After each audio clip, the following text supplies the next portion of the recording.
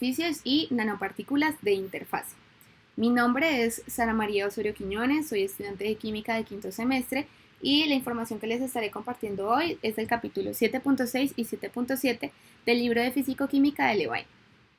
Además, podemos encontrar información adicional en el libro de Físico-Química de David Ball y el libro de Físico-Química de Alfred N. Martin, además de la guía de fenómenos de superficie. Todo este material fue compartido con anterioridad por nuestra docente. Empezaremos entonces con el capítulo 7.6 de superficies y nanopartículas. Para ello es importante que tengamos en cuenta que las propiedades termodinámicas de una superficie son diferentes a las del material en el bulto, debido a que hay un desequilibrio de fuerzas que se presentan en una superficie. Debido a este desequilibrio de fuerzas, entonces podemos decir que las moléculas que están en la superficie de una fase van a tener un ambiente diferente a aquellas que están en el interior de la fase. A esto se le denomina efectos de superficie y tienen una importancia tanto industrial como biológica. Entre sus aplicaciones se encuentran las reacciones que ocurren con mayor facilidad en las superficies de catalizadores, debido a que se utiliza catálisis heterogénea para poder sintetizar compuestos industriales. Otro producto industrial muy importante son los coloides. Los coloides son partículas, son productos que tienen grandes áreas superficiales y de los cuales estaremos hablando más adelante en el curso. Además, los efectos de superficie nos permiten resolver el problema de funcionamiento de las membranas de las células biológicas.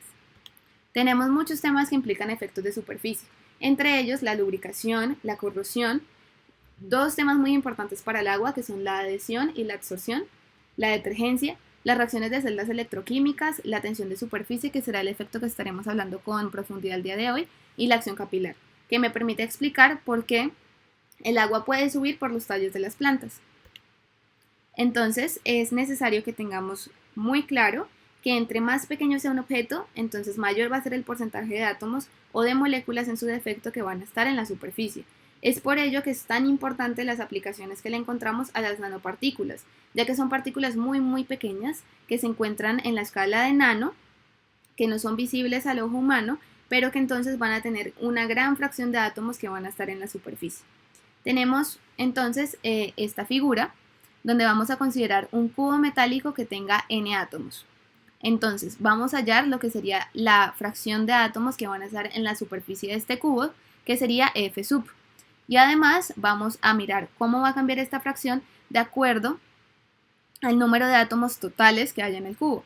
Y como podemos ver, si decrece el tamaño de esta nanopartícula, va a aumentar la fracción de átomos, lo que yo les comentaba ahorita.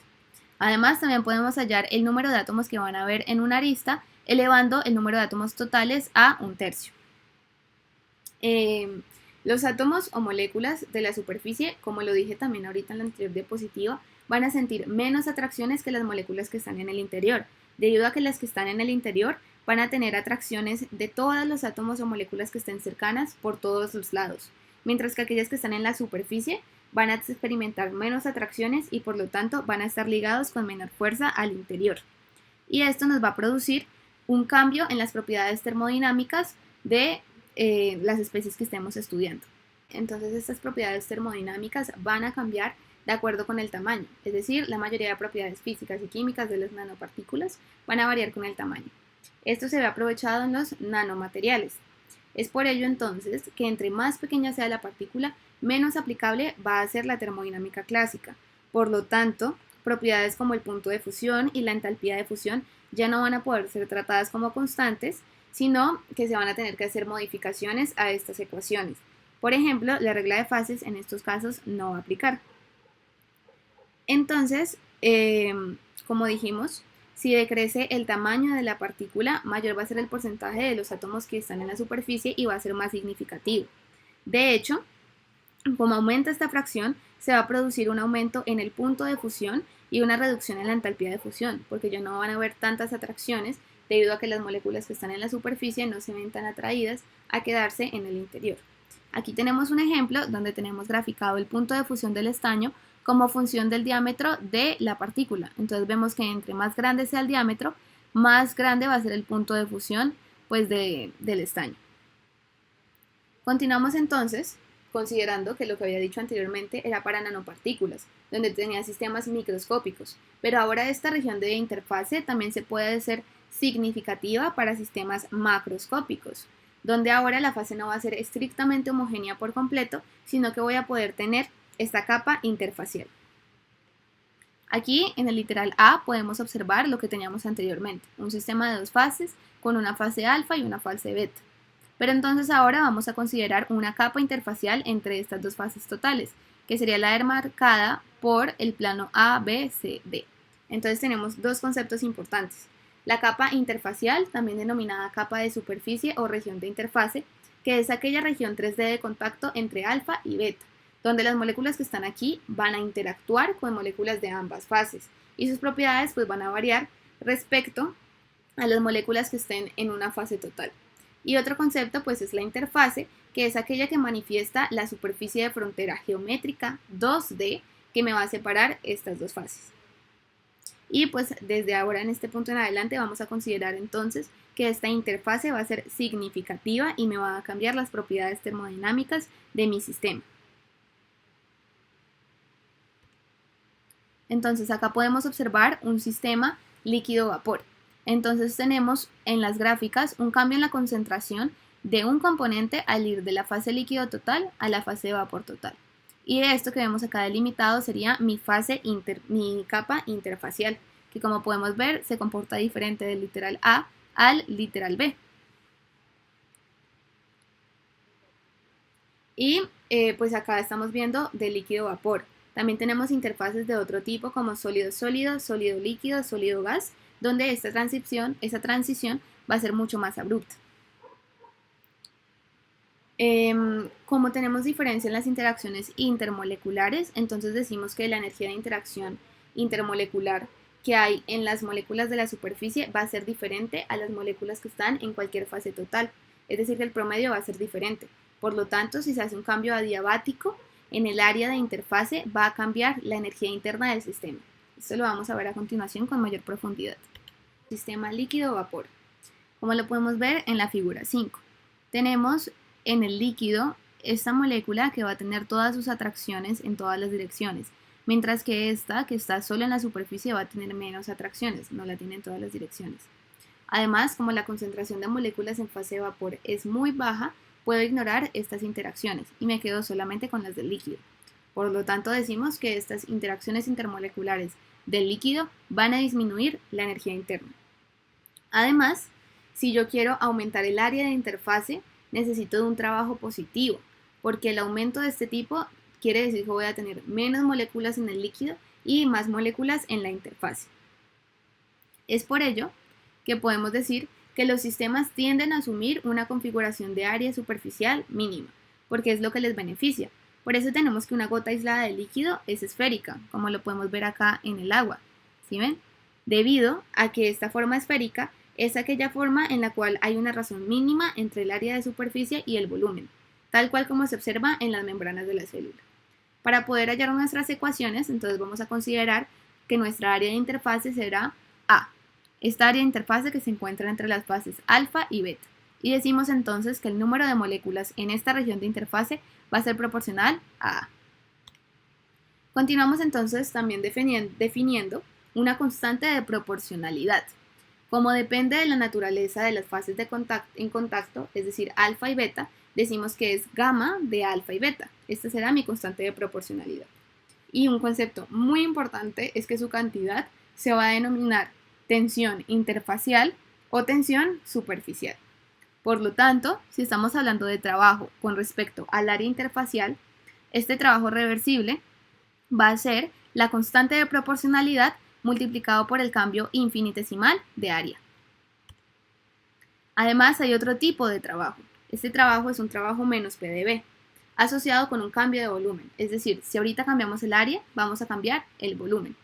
Este trabajo sería menos PdV, donde P es la presión en cada fase total y V será el volumen total del sistema. Es por lo tanto que tenemos la ecuación de trabajo reversible para un sistema cerrado de dos fases con interfase plana, donde el trabajo reversible será igual a menos PdV más el coeficiente de proporcionalidad por dA.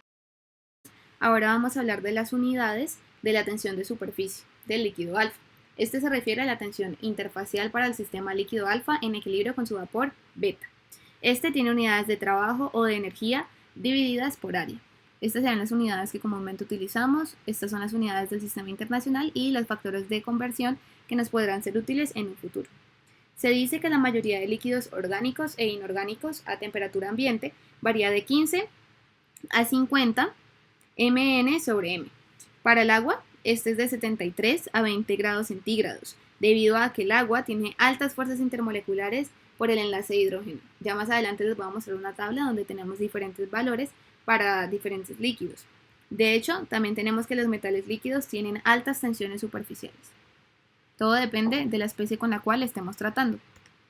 Y debido a la experimentación, se encontró esta ecuación empírica de Katayama y Guggenheim que produce la constante de proporcionalidad en función de la temperatura para muchos líquidos. Entonces tenemos que esta es la ecuación, donde gamma es igual a gamma sub 0 por 1 menos T sobre la T crítica elevado a la 11 novenos. Gamma sub 0 se refiere a un parámetro característico de cada líquido. Por eso les comentaba que cada gamma va cambiando dependiendo de la especie que estemos tratando. Pero como tenemos que 11 novenos es aproximadamente 1, podemos llegar a esta ecuación de acá, que es la que vamos a utilizar, donde decimos que gamma disminuye más o menos de manera lineal cuando la temperatura aumenta. Y acá en la gráfica podemos ver la dependencia de la temperatura de la tensión superficial de algunos líquidos. Entonces, por ejemplo, tenemos acá gamma comparado con la temperatura y vemos que en el punto crítico este gamma se vuelve cero. Un poco más en esta tensión superficial, pero para sólidos. Para ellos, Gibbs se encontró un sistema modelo, para poder realizar estos cálculos. Entonces lo que hizo fue que tenemos nuestro sistema real de dos fases y este va a ser reemplazado por un sistema hipotético, que es el sistema que corresponde al modelo de Gibbs, donde entonces ahora ya no se va a llamar una región de interfase, sino una superficie divisoria de Gibbs. Entonces se dice que esta superficie divisoria de Gibbs se le van a asignar cualesquiera sean los valores de propiedades termodinámicas necesarias para que este sistema tenga los mismos valores que el sistema real de volumen total, energía interna, entropía y cantidades de componentes. Es decir, que la estrategia de Gibbs es utilizar este modelo hipotético para poder hallar estos valores dentro de mi sistema real. Es una manera para poder modificar las ecuaciones debido a estos efectos de interfase, específicamente para los sólidos. Y por último, pues les quería compartir como conclusión ya general que si hacemos que sea significativa la interfase, vamos a tener cambios en las propiedades de las especies. Entonces vamos a poder modificar estas ecuaciones termodinámicas, como lo hizo Gibbs y como les mostré en la fuerza del émbolo, en la fuerza del sistema y en el cambio reversible de trabajo. Y pues este fenómeno puede ser aprovechado por múltiples aplicaciones. De hecho, un artículo, una página web que me pareció muy interesante fue un artículo de la UNAM donde hablan de diferentes estudios que hacen con nanopartículas. Específicamente se dice que las nanopartículas son un medio muy importante para que el medicamento pueda llegar con mayor efectividad y con mayor selectividad al paciente. Y de hecho ellos lo utilizan para poder tratar los efectos causados por tratamientos de cáncer. Entonces si lo quieren leer les dejo el link abajo del video de YouTube. Y también habla que las nanopartículas pueden ser utilizadas para adhesión dental y para protección del medio ambiente. Entonces es un área que tiene mucho para investigar. Y mi bibliografía. Muchas gracias.